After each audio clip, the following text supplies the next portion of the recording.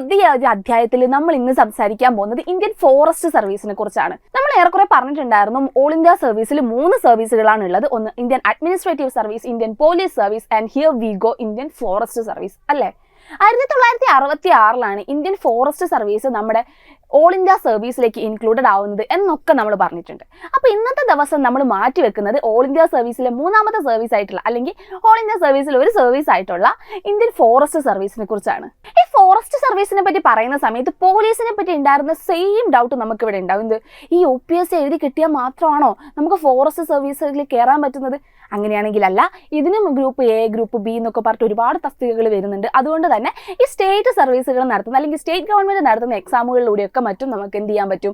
ഈ ഒരു ഫോറസ്റ്റ് സർവീസിലേക്ക് കയറാൻ പറ്റും. പക്ഷേ നമ്മുടെ UPSCയുടെ ഒരു സ്വഭാവം അനുസരിച്ച് അതിലൂടെ പോലീസ് ഫോഴ്സിലേക്കൊക്കെ ചേരുന്നത് പോലെ തന്നെയാണ് ഇവിടേക്ക് കയറുമ്പോഴും നമുക്ക് UPSC ത്രൂ ആണ് നമ്മൾ കയറുന്നതെങ്കിൽ നമുക്ക് ഹയർ പോസ്റ്റിലേക്ക് എത്താനുള്ള ഒരു ചാൻസ് വളരെ കൂടുതലാണ് കമ്പാരിറ്റീവ്ലി. അപ്പോൾ ഈ ഫോറസ്റ്റ് സർവീസിനെ കൊണ്ടുള്ള ഒരു ഉപയോഗം എന്താ, അല്ലെങ്കിൽ എന്തിനാണ് ഈ ഫോറസ്റ്റ് സർവീസ്? നമുക്ക് ബാക്കിയുള്ള അതായത് മനുഷ്യന്മാരൊക്കെ നിയന്ത്രിക്കാൻ അഡ്മിനിസ്ട്രേഷൻ ഉണ്ട്, പോലീസ് സർവീസ് ഉണ്ട്, അതുപോലെ ഒരുപാട് മിനിസ്ട്രീസ് വർക്ക് ചെയ്യുന്നുണ്ട്. അപ്പോൾ ഈ ഫോറസ്റ്റ് സർവീസ് എന്തിനാണെന്നുള്ള ഒരു ആലോചന ഉണ്ടാവില്ലേ. അതായത് നമ്മുടെ ഇന്ത്യയുടെ മൊത്തം ജിയോഗ്രഫിക്കൽ ഫീച്ചേഴ്സ് അല്ലെങ്കിൽ ഇന്ത്യയുടെ മൊത്തം ഒരു ജിയോഗ്രഫിക്കൽ ഏരിയ എടുത്ത് നോക്കിക്കഴിഞ്ഞാൽ അതിൽ 80.9 മില്യൺ ഹെക്ടർ കാടാണ്. ഈ കാടിനെ നല്ലപോലെ പ്രൊട്ടക്ട് ചെയ്തില്ല എന്നുണ്ടെങ്കിൽ നാട്ടിൽ നമുക്ക് നല്ലപോലെ ജീവിക്കാനും പറ്റത്തില്ല. നല്ല രീതിയിലുള്ള പ്രകൃതിയുമായിട്ടുള്ള ഒരു സന്തുലിത അവസ്ഥ നമുക്ക് വളരെയധികം ഇമ്പോർട്ടൻ്റ് ആണല്ലോ അല്ലേ. ഏറെക്കുറെ പറഞ്ഞു കഴിഞ്ഞാൽ 24.6% of our entire geographical area എന്താണ്? കാടാണ്. ഇന്ത്യയുടെ കേസിലാണ് കേട്ടോ പറഞ്ഞത്. അപ്പോൾ ഇതിനെ ഇങ്ങനെ നല്ല രീതിക്ക് കൊണ്ടുപോയില്ല എന്നുണ്ടെങ്കിൽ നമുക്ക് നല്ല രീതിക്ക് മുന്നോട്ട് പോകാനും പറ്റത്തില്ല. ഇവിടെ നമ്മളിപ്പോൾ കണ്ടില്ലേ, ഇതുപോലെ ലാൻഡ് സ്ലൈഡ്സ് ആയിക്കോട്ടെ, അല്ലെങ്കിൽ വളരെ റീസെൻ്റ് ആയിട്ട് നമ്മുടെ കേരളത്തിൽ തന്നെ എടുത്ത് നോക്കിക്കഴിഞ്ഞാൽ വെള്ളപ്പൊക്കം, ഇതൊക്കെ ആക്ച്വലി നമ്മുടെ വെസ്റ്റേൺ ഗഡ്സിനെ പ്രൊട്ടക്ട് ചെയ്യണമെന്ന് പറഞ്ഞിട്ട് കസ്തൂരി ഗംഗൻ്റെയും അല്ലെങ്കിൽ മാധവ് ഗാഡ്ഗിലിൻ്റെ ഒക്കെ റിപ്പോർട്ടിനകത്ത് ഇങ്ങനൊരു ഫ്ലഡ് ഉണ്ടായേക്കാം എന്നുള്ളൊരു ഇൻഫർമേഷനൊക്കെ ഉണ്ടായിരുന്നു. പക്ഷെ നമ്മളത് വളരെ നല്ല രീതിക്ക് അങ്ങോട്ട് ഉൾക്കൊള്ളാതിരുന്നത് കൊണ്ട് നമുക്ക് അതിൻ്റേതായ ഒരുപാട് ദൂഷ്യഫലങ്ങൾ ഉണ്ടാവുകയും ചെയ്തു. ഇപ്പോൾ വളരെ റീസെൻ്റ് ആയിട്ട് നോക്കിക്കഴിഞ്ഞാൽ നമ്മുടെ ഉത്തരാഖണ്ഡിൽ എന്തുണ്ട്, എർത്ത് ഉണ്ടായിട്ടുണ്ട്. അപ്പോൾ ഇതൊക്കെ നമ്മൾ മനുഷ്യന്മാരും നമ്മുടെ ഈ ഒരു നാച്ചുറും തമ്മിലുള്ള ഒരു ബാലൻസ്ഡ് അല്ലാത്ത ഒരു പോക്കിൻ്റെ ഒരു റിസൾട്ടാണല്ലേ. അപ്പോൾ നമ്മുടെ മനുഷ്യന്മാരുടെയും പ്രകൃതിയുടെയും തമ്മിലുള്ള അതിനിടയിലുള്ള ഒരു ബന്ധം ഉണ്ടല്ലോ, അത് വളരെ ബാലൻസ്ഡ് ആയിട്ട് കൊണ്ടുപോയില്ല എന്നുണ്ടെങ്കിൽ വളരെയധികം ബുദ്ധിമുട്ട് നമുക്ക് ഇൻ ഫ്യൂച്ചർ ഉണ്ടാവും. അപ്പോൾ അതിന് വേണ്ടിയിട്ടൊക്കെ തന്നെയാണ് നമ്മുടെ ഫോറസ്റ്റ് സർവീസ് എന്ത് ചെയ്തിരിക്കുന്നത് എസ്റ്റാബ്ലിഷ്ഡ് ആയിട്ടുള്ളത്. ഏറെക്കുറെ ഇന്ത്യയിൽ 1864 നമ്മുടെ ബ്രിട്ടീഷുകാർ ഇന്ത്യ ഭരിക്കുന്ന ആ ഒരു പീരീഡിൽ തന്നെ ഈ ഒരു ഫോറസ്റ്റ് ഡിപ്പാർട്ട്മെന്റ്, അന്നത്തെ അതിൻ്റെ പേര് ഇമ്പീരിയൽ ഫോറസ്റ്റ് സർവീസ് എന്നായിരുന്നു. ആ ഒരു സർവീസ് അല്ലെങ്കിൽ ആ ഒരു ഡിപ്പാർട്ട്മെന്റ് ഓൾറെഡി എസ്റ്റാബ്ലിഷ്ഡ് ആയിട്ടുണ്ടായിരുന്നു.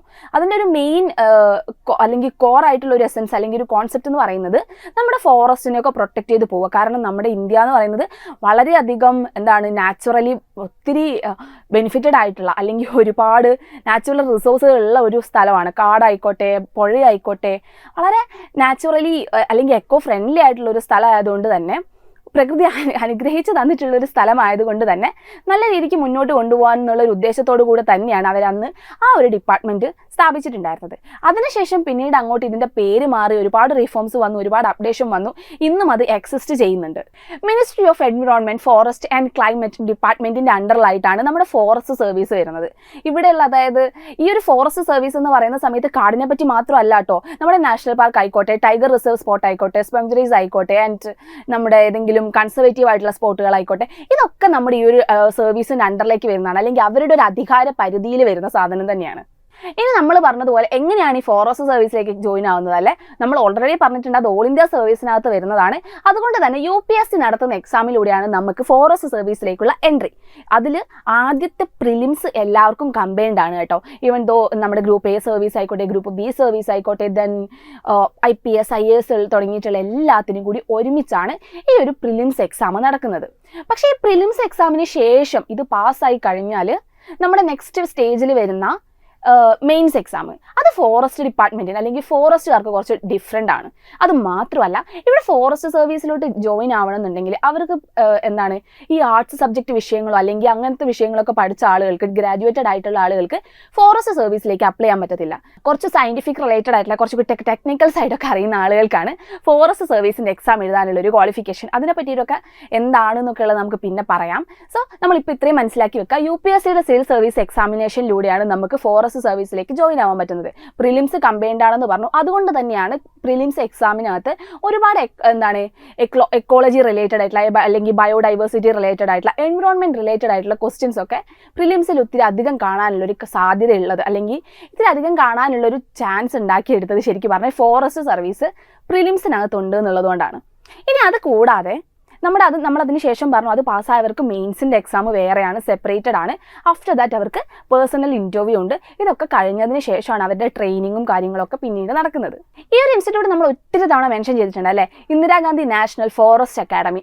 ഈ ഒരു ഇൻസ്റ്റിറ്റ്യൂട്ടിൽ എത്തുന്നതിന് മുന്നേ ഇവരുടെ ഒരുപാട്, അതായത് നമ്മുടെ ഫൗണ്ടേഷൻ കോഴ്സ് നമ്മൾ പറഞ്ഞിട്ടുണ്ടായിരുന്നു ലെബസ്നയിൽ വെച്ചിട്ടാണ് ഫൗണ്ടേഷൻ കോഴ്സ് നടക്കുന്നത്. ലെബസ്നയിൽ വെച്ച് മാത്രമല്ല ഫൗണ്ടേഷൻ കോഴ്സ് നടക്കുക. അപ്പോൾ അവിടുത്തെ എല്ലാവരെയും അക്കോമഡേറ്റ് ചെയ്യാനുള്ള അവരുടെ ഒരു സ്ട്രെങ്ത് എന്ന് പറയുന്നത് ലൈക്ക് ലിമിറ്റഡ് ആയിരിക്കുമല്ലോ, അല്ലെങ്കിൽ ഇത്ര പേർക്ക് ഉണ്ടാവുമല്ലോ. അപ്പോൾ അതിലില്ലാത്ത ആളുകൾ റാൻഡമായിട്ട് എന്ത് ചെയ്യുന്നു, RCVP ഭോപ്പാലിലേക്കും MCR HRD ഹൈദരാബാദ് അവിടേക്ക് അലോട്ട് ചെയ്ത് കൊടുക്കുന്നു. ഇവിടുത്തെ 3 months ആയിട്ടുള്ള ബേസിക് ഫൗണ്ടേഷൻ കോഴ്സ് കഴിഞ്ഞതിന് ശേഷം കുറച്ചുകൂടി ഇൻ ഡെപ്ത് പഠിക്കാൻ വേണ്ടി, ഫോറസ്റ്റിനെ കുറച്ചുകൂടി അറിയാൻ വേണ്ടിയിട്ട് ഇവരെല്ലാവരും ഈ ഒരു ഇൻസ്റ്റിറ്റ്യൂട്ടിലേക്ക് വന്നു ചേരും. ഇത് ഡെറാഡൂണിലാണ് കേട്ടോ. അപ്പോൾ ഈ ഒരു ഇൻസ്റ്റിറ്റ്യൂട്ടിൽ വരുന്നു, കുറച്ചുകൂടി കാര്യങ്ങൾ അറിയുന്ന, ഒരുപാട് ടൂറും അല്ലെങ്കിൽ എൻവിറോൺമെൻറ്റ് റിലേറ്റഡ് ആയിട്ട് ഇൻട്രാക്ട് ചെയ്യാനുള്ള ഒരുപാട് ഓപ്പർച്യൂണിറ്റീസും ഈ ഒരു ഇൻസ്റ്റിറ്റ്യൂട്ടിൽ വെച്ചിട്ട് ഇവർക്ക് കിട്ടുന്നുണ്ട്. സോ ഇതിനെപ്പറ്റി ഇത്രയും ഏറെക്കുറെ മനസ്സിലായി കാണുമല്ലോ. അതായത് എന്തൊക്കെയാണ് ഫോറസ്റ്റ് സർവീസ് കൊണ്ട് ഉദ്ദേശിക്കുന്നത്, അല്ലെങ്കിൽ എന്തിനാണ് ഫോറസ്റ്റ് സർവീസ് ആൻഡ് നമ്മൾ എങ്ങനെയാണ് അതിലേക്ക് ജോയിൻ ആവുന്നത്, എങ്ങനെയാണ് സെലക്ഷൻ പ്രോസസ്സ്, ജസ്റ്റ് ഇത്രയും മനസ്സിലാക്കി വെക്കുക. എന്നാൽ നമ്മൾ എല്ലാ സർവീസിനെ പറ്റി പറയുന്ന സമയത്ത് ഒതന്റിക് ആയിട്ട് ഒരു ഗവൺമെൻറ് വെബ്സൈറ്റിനെ കുറിച്ച് കൂടി മെൻഷൻ ചെയ്യാറുണ്ട്. അപ്പോൾ ഫോറസ്റ്റ് സർവീസിനെ പറ്റി പറയുന്ന സമയത്ത് ഏതാണ് ആ വെബ്സൈറ്റ് അല്ലേ? അപ്പോൾ ഇതാണ് ആ വെബ്സൈറ്റ്. ഇന്ത്യൻ ഫോറസ്റ്റ് സർവീസിൻ്റെ ഒഫീഷ്യൽ വെബ്സൈറ്റ് ആണിത്. ഈ ഒരു വെബ്സൈറ്റിനകത്ത് എന്ന് പറഞ്ഞു കഴിഞ്ഞാൽ നമുക്ക് നോക്കിക്കഴിഞ്ഞാൽ നമുക്ക് വേണ്ട ഒട്ടുമിക്ക ഡീറ്റെയിൽസും ഈ ഒരു വെബ്സൈറ്റിനകത്ത് നിന്ന് കിട്ടും. ആരാണ്, എവിടെയാണ് ഫോറസ്റ്റ് ഓഫീസറായിട്ടുള്ളത്, കാര്യങ്ങളൊക്കെ ഏറെക്കുറെ ഇതിനകത്ത് മനസ്സിലാവും. അപ്പോൾ നമ്മൾ പറഞ്ഞതുപോലെ ഇത് ministry of environment, forest and climate change എന്നുള്ള ഡിപ്പാർട്ട്മെൻറ്റിൻ്റെ അണ്ടറിലാണ് വരുന്നത്, അല്ലെങ്കിൽ ആ ഒരു മിനിസ്ട്രിയുടെ അണ്ടറിലാണ് വരുന്നത്. അപ്പോൾ ഇതിനകത്ത് നോക്കിക്കഴിഞ്ഞാൽ നമുക്ക് ഏറെക്കുറെ ഇന്ത്യൻ ഫോറസ്റ്റ് സർവീസിൻ്റെ ഹിസ്റ്ററി, അഡ്മിനിസ്ട്രേറ്റീവ് സെറ്റപ്പ് എന്തൊക്കെയാണ്, പിന്നെ അതേപോലെ ഇവർക്ക് അപ്ഡേറ്റഡ് ആയിട്ട് വന്നിട്ടുള്ള notifications, inter cadre deputation, inter cadre transfer, അതുപോലെയുള്ള കാര്യങ്ങളൊക്കെ കാണാൻ പറ്റും. പിന്നെ ഇവരുടെ ഒരു പേ സ്കെയിൽ എത്രയാണെന്ന് പോലും നമുക്ക് ഈ ഒരു വെബ്സൈറ്റിലൂടെ മനസ്സിലാക്കാൻ പറ്റും. ഇവിടെ ഡൗൺലോഡ്സിൽ നോക്കിക്കഴിഞ്ഞാൽ നമുക്ക് IFoSന്റെ സിവിൽ ലിസ്റ്റ് എന്ന് പറഞ്ഞിട്ടൊരു പോർഷൻ കാണാൻ പറ്റും. അതിനകത്ത് നോക്കിക്കഴിഞ്ഞാൽ ഒന്നും വേണ്ട, നമ്മൾ ഇത്രയും ഡീറ്റെയിൽസ് ഒന്നും കൊടുക്കേണ്ട ആവശ്യമില്ല. നമുക്ക് ഈ ഒരു ഇയർ മൊത്തമായിട്ട് കാണണമെന്നുണ്ടെങ്കിൽ നമ്മൾ ചുമ്മാ പോയിട്ട് ഇവരുടെ ഒരു കോഡ് അപ്ലൈ ചെയ്ത് കൊടുക്കുക. Then list of IFoS officers നമുക്ക് ഇവിടെ കാണാൻ പറ്റും. അതുപോലെ തന്നെ നമുക്ക് എവിടെയാണ് ഏത് സ്റ്റേറ്റിലാണ് അവരുള്ളത്, അവരുടെ പേര്, ദെൻ അതേപോലെ ഇയർ ഓഫ് അലോട്ട്മെൻറ്റ്, ഏത് ഇയറിലാണ് അലോട്ട് ആയിട്ടുള്ളത്, അവരുടെ ഇപ്പോഴത്തെ സാലറി ഓൾസോ നമുക്ക് കാണാൻ പറ്റും ഈ ഒരു വെബ്സൈറ്റിൽ ഇവിടെ പോയി നോക്കിക്കഴിഞ്ഞാൽ.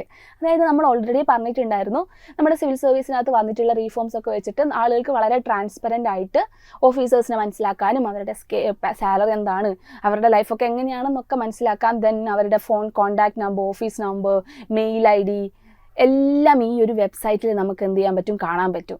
അതേപോലെ തന്നെ ഇവരുടെ സാലറി ആയിക്കോട്ടെ, ഏത് 7th പേ സ്കെയിൽ വെച്ചിട്ടാണ് ഇവരുടെ സാലറി അലോട്ട് ചെയ്ത് കൊടുക്കുന്നത്. സോ അങ്ങനെയുള്ള ഒരുപാട് കാര്യങ്ങൾ എന്ത് ചെയ്യാം ഈ ഒരു വെബ്സൈറ്റിലൂടെ നമുക്ക് മനസ്സിലാക്കാൻ പറ്റും. ഇവിടെ നമുക്ക് promotion orders, segment allocation orders, എല്ലാം ഈ ഒരു വെബ്സൈറ്റ് ഓറിയൻറ്റഡ് ആയിട്ട് നമുക്ക് കാണാനും മനസ്സിലാക്കാനും ഒക്കെ പറ്റും. സോ ഈവൻ നിങ്ങൾക്ക് എന്തെങ്കിലും ഡൗട്ട് ഫോറസ്റ്റ് സർവീസിനെ പറ്റി ഉണ്ട്, അല്ലെങ്കിൽ അതിനെപ്പറ്റി കൂടുതൽ അറിയണം എന്നുള്ളൊരു ക്യൂരിയോസിറ്റി ഒക്കെ ഉണ്ട് എന്നുണ്ടെങ്കിൽ ദെൻ ഇവിടെ എന്ത് ചെയ്യുക, ഫസ്റ്റ് ഇന്ത്യൻ ഫോറസ്റ്റ് സർവീസിൻ്റെ ഈ ഒരു വെബ്സൈറ്റിൽ വരിക, നിങ്ങൾക്ക് ആവശ്യമുള്ളതൊക്കെ ഇവിടുന്ന് ചെക്ക് ചെയ്തെടുത്തോളാം. അതാണ് നമുക്ക് ഏറ്റവും വേറെയുള്ള സൈറ്റിനേക്കാളൊക്കെ ഒതൻറ്റിക് ആയിട്ടും അല്ലെങ്കിൽ കുറച്ചുകൂടി വിശ്വാസയോഗ്യമായിട്ടുള്ള എല്ലാ ഡീറ്റെയിൽസും തരിക എപ്പോഴും ഗവൺമെൻറ്റിൻ്റെ ഒഫീഷ്യൽ സൈറ്റുകളിൽ നിന്ന് മാത്രമായിരിക്കും. അപ്പോൾ ഈ ഒരു സൈറ്റിനെ പറ്റിയിട്ടൊക്കെ ഏറെക്കുറെ ഒരു ഐഡിയ കിട്ടിയല്ലോ. അപ്പോൾ നിങ്ങൾ പറഞ്ഞതുപോലെ വെബ്സൈറ്റ് വിസിറ്റ് ചെയ്യുക, ദെൻ നിങ്ങൾക്ക് വേണ്ട ഡീറ്റെയിൽസ് ഒക്കെ അവിടെ തന്നെ കിട്ടും. അതേപോലെ ഈവൻ നിങ്ങൾക്ക് എക്സാം റിലേറ്റഡ് ആയിട്ടുള്ള എന്തെങ്കിലും ക്വയറീസോ കാര്യങ്ങളോ ഉണ്ടെങ്കിൽ ദെൻ ഡയറക്റ്റായിട്ട് UPSCയുടെ വെബ്സൈറ്റിൽ തന്നെ പോവുക, അവിടുന്ന് നോട്ടിഫിക്കേഷൻസ് ഡൗൺലോഡ് ചെയ്യുക, റീഡ് ചെയ്യുക എല്ലാം. ഓക്കെ, അപ്പോൾ ഇന്നത്തെ നമ്മുടെ ഈ ഒരു സെഗ്മെൻറ്റിൽ നമ്മൾ ഏറെക്കുറെ ഫോറസ്റ്റ് സർവീസിനെ പറ്റി ജസ്റ്റ് ഒരു ഇൻട്രോ പറഞ്ഞു, അല്ലെങ്കിൽ എന്താണ് ഫോറസ്റ്റ് സർവീസ് എന്നതിനെക്കുറിച്ച് ചെറിയൊരു ഇൻട്രൊഡക്ഷൻ നടത്തിയിട്ട് പോയി. സോ നെക്സ്റ്റ് ഒരു എപ്പിസോഡിൽ അല്ലെങ്കിൽ നെക്സ്റ്റ് ഒരു സെഷനിൽ നമുക്ക് ഇതിൻ്റെ എങ്ങനെയാണ് ഫോറസ്റ്റ് സർവീസ് ഇന്ത്യയിലേക്ക് വന്നത്, അല്ലെങ്കിൽ ഇന്ത്യയിൽ എങ്ങനെയാണ് അതിന് തുടക്കം കുറിച്ചത് എന്നൊക്കെയുള്ളതിനെ പറ്റി അറിഞ്ഞിട്ട് വരാം. സോ അപ്പോൾ ബൈ.